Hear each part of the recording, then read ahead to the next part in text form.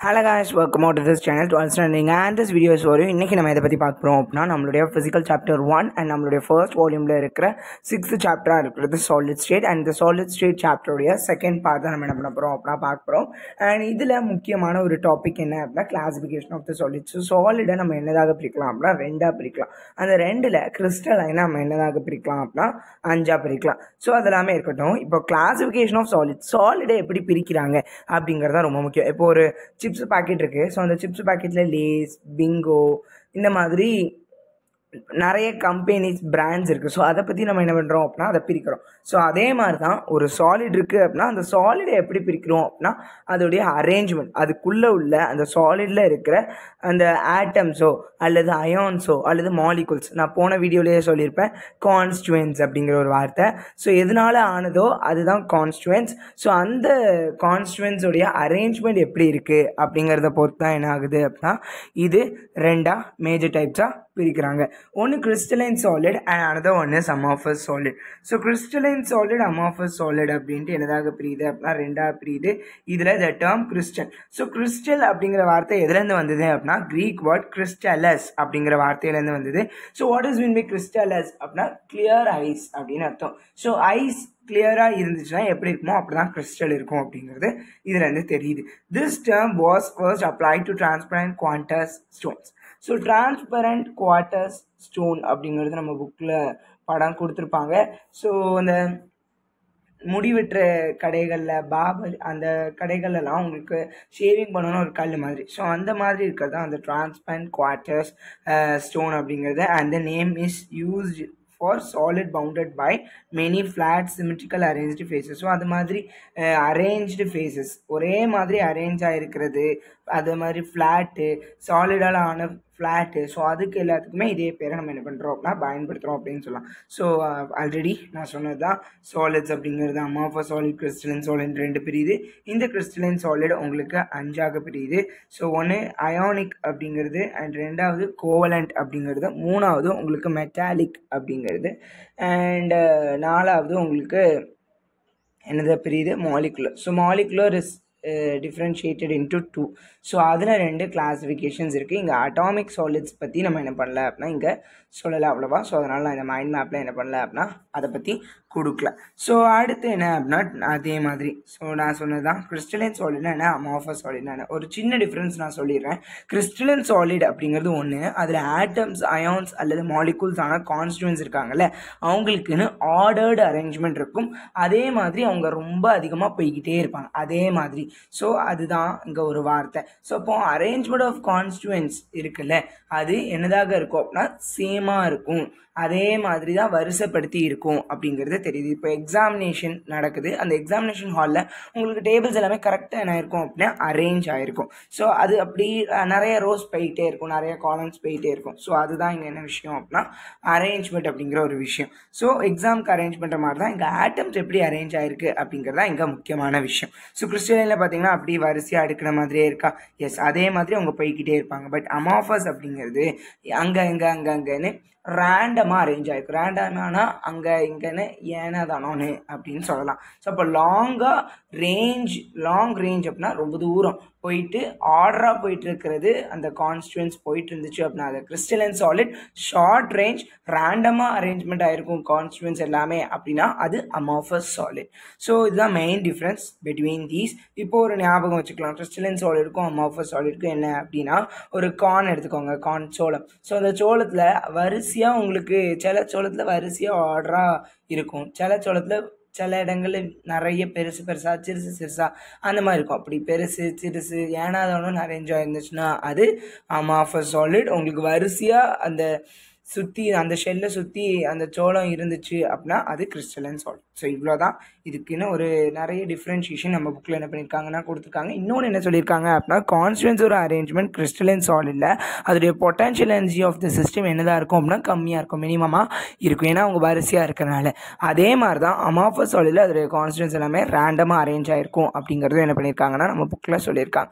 And இப்போ difference between crystalline solid amorphous சாலிட்னு சொல்லுவோம். அதோட விஷயங்களை பற்றி நம்ம என்ன பண்ணணும் அப்படின்னா சொல்லணும்.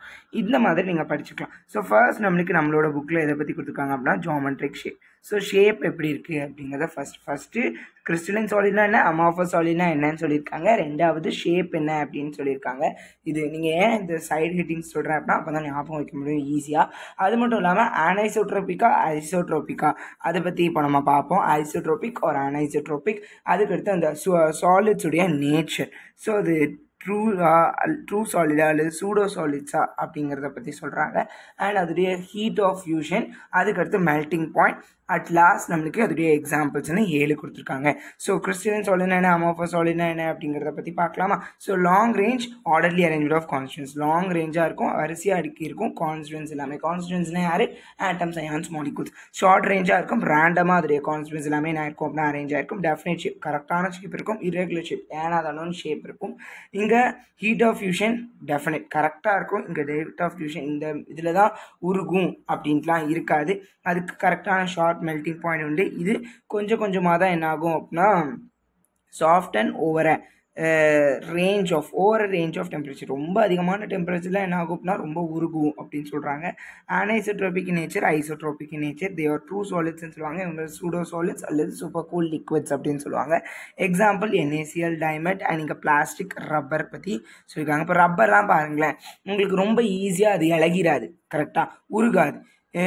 இதுவே NaClனால் நம்ம வீட்டில் யூஸ் பண்ணுறோம்ல அந்த சால்ட்டு தான். ஸோ அந்த சால்ட் வந்து என்ன ஆயிரும், ஒரு குறிப்பிட்டதில் கரைஞ்சிரும், இல்லைனா உருகிரும் அப்படின்னு சொல்லலாம். ஸோ இதுதான் கிறிஸ்டலின் சாலிட். அப்போ கிறிஸ்டலின் சாலிட் அப்படின்னா NaCl கரெக்டாக அரேஞ்ச்மெண்ட் ஆகிருக்கும். பிளாஸ்டிக்கும் ரப்பர் ஏன் விளையுது, அதோடைய அரேஞ்ச்மெண்ட் ஏனாதானோன்னு இருக்கிறனால.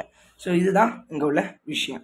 ஸோ ஐசோட்ரோப்பினா என்ன, அனைசோட்ரோப்பினா என்ன, ரொம்ப முக்கியமான ஒரு டாபிக், நம்ம புக்கில் கவர் பண்ணாதது அப்படின்னு சொல்லலாம்.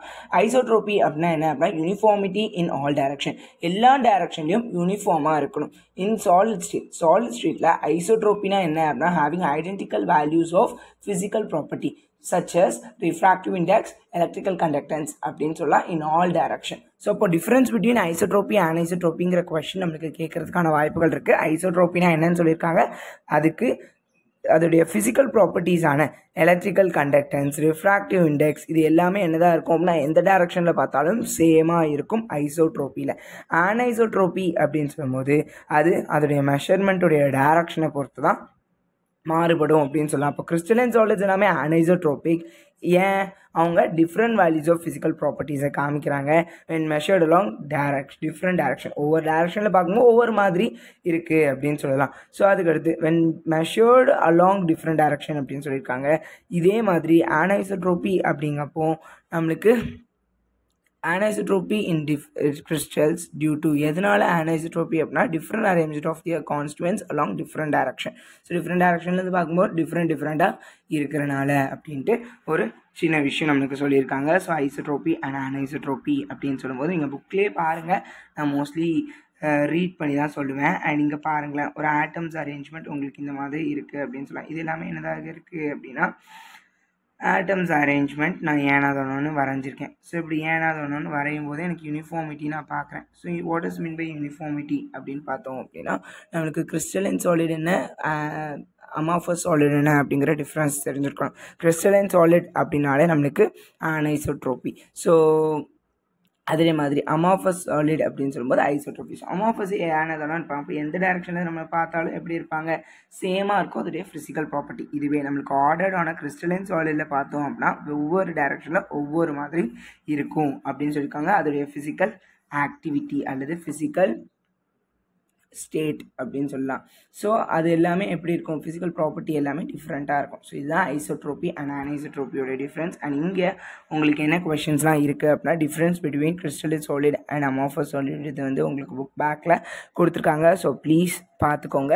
அண்ட் போன வீடியோ பார்க்கல அப்படின்னாலும் பார்த்துருங்க, ரொம்ப ஈஸியாக இருக்கும். கண்டிப்பாக அது ஏழையுமே படிச்சுக்கோங்க. சில நேரம் பிக் கொஷின்ஸ் 3 மார்க்ஸில் கூட கேட்கறதுக்கான வாய்ப்புகள் இருக்குது. ஃபுல்லாகவே படிச்சுக்கோங்க please, don't short cut it. உங்களுக்கு ஃபுல் மார்க் வேணும் அப்படின்னா புக்கை பார்த்தே படிங்க. ஸோ அடுத்த வீடியோவில் உங்களோட வந்து சந்திக்கிறேன். உங்களுக்கு புரிஞ்சிருக்கும்னு நினைக்கிறேன். If any doubt please comment it. Thank you for வாட்சிங்.